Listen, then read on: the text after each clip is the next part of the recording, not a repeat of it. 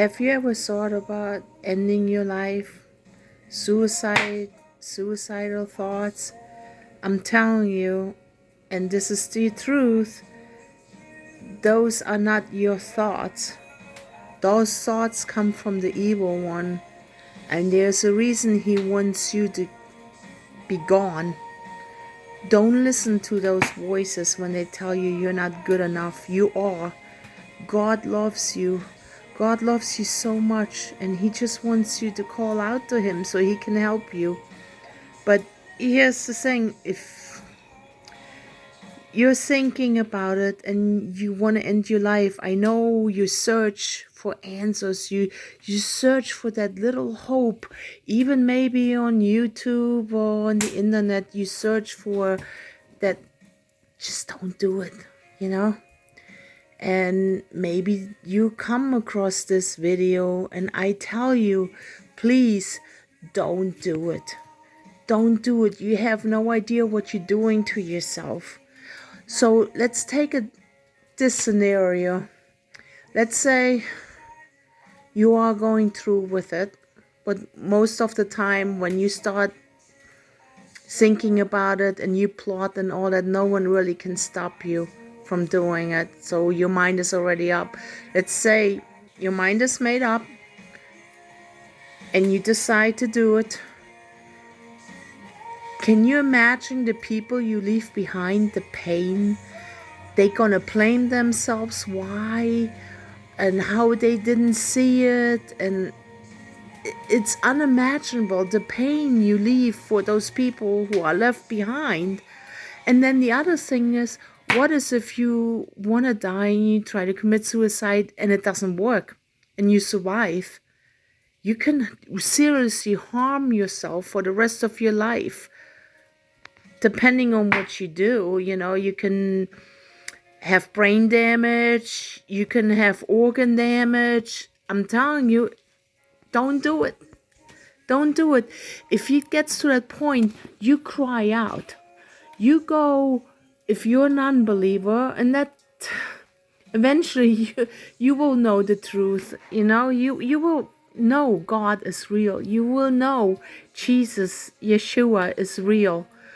But if you're an unbeliever at this time, then you go find somebody who's willing to listen to you. There's numbers you can call, suicide numbers. They will help you. I promise you, they will help you. And you will get the help you need. If you are a believer, you cry out to Jesus. You cry out to Him and He will help you. He will help you. He will bring someone in your life who will help you to get through what you're going through. And you might think, yeah, it's easy for you to say, well, here it comes. I'm one of you. I had those suicide thoughts and I searched the internet. I was hoping to find a video what says not to do it, or, I was one of them. And I didn't find the answer I was looking for. And I didn't believe. I knew about God, I knew about Jesus, but I always thought He deserted me. I always thought He hated me too. And I got to a point that my marriage was on the edge of falling apart. My kids turned against me. I was to the point that I had no way out. And I plotted my suicide. And I followed through. With the exception is, I didn't die. Well, let me correct this. I did die because I had a near-death experience of hell. But here's how I plotted. Days before, no one knew. No one knew I was going to go do it. I kept it all to myself. But I plotted it. I planned it. I collected all the pills I could find. I got my depression prescription filled for a whole month.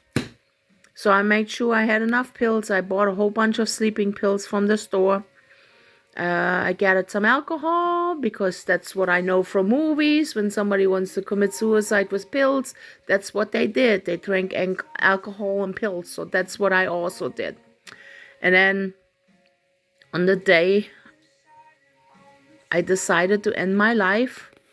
I found a place. I drove in a park. And I parked my car and I went inside the woods. I put a blanket down and I started chucking down the alcohol and the pills. So last thing I recall is I passed out and I stunned to see black shadows around me. What I believe that was the beginning of my near-death experience, going to hell. And then I became awake. I woke up and it was pitch dark. It was cold. And I heard moaning and screaming and crying. And I was terrified. It was so terrifying and it was so dark. I couldn't see even the hand in front of me, but I knew where I was right away. I knew I was in hell. That's where I was. I knew it. And I couldn't move. I couldn't escape. And you can't see anything because of the darkness, but you can hear. You can hear the other souls in pain and the screaming. And I was terrified. And my next recollection is that the search and rescue team found me, I believe, 2 days later in the woods. And I was flown with life flight to the hospital. And I was in and out. I remember the pilot from the helicopter say, "You're gonna be okay, hon." And then I also remember hearing when I was rolled into the hospital, I heard a voice say that, "Oh, there goes another one downtown." And I guess what they meant is like another one to hell. They fought for my life. I was in ICU for about 6 to 7 days, and they fought for my life. They actually didn't think I was going to make it because of all the pills I took, and they weren't able to, what do you call that? They weren't able to get it all out. It already was through my system, and my liver was destroyed. So they said I need a transplant, and they weren't even sure if I'm going to make it. And they did check some other organs. I know they checked out my heart, because if I wasn't going to make it, I'm actually an organ donor. So they're already checking out the heart. My heart was okay.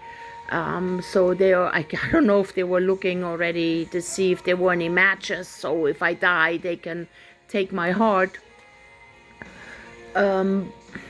So I was in the ICU, and I caused my family a lot of pain and a lot of resentment. I had a really hard time with my son to get him to even talk to me, because he hated what I did and he didn't want to forgive me for a long time. But that experience of hell, I'm telling you, it's real. Hell is real. And I will make a second part to my near-death experience. I will go over it again, because it's a miracle how I survived and how I walked out of that hospital. And my liver was healed. I never needed a transplant or anything, but this will be another part. So I'm one of you. I'm one of you. I actually did try to end my life, and I received a second chance. And I'm telling you, God loves you. If you hear the voices, if you want to end your life, that's not of God. That's of the other one, the devil. Don't listen to him. There's a reason he wants you gone. We're here for appointed time. So please, call out for help. Don't give up. Please. I've been there. I've done it. And I caused a lot of damage. Okay? Cry out for help. Bye.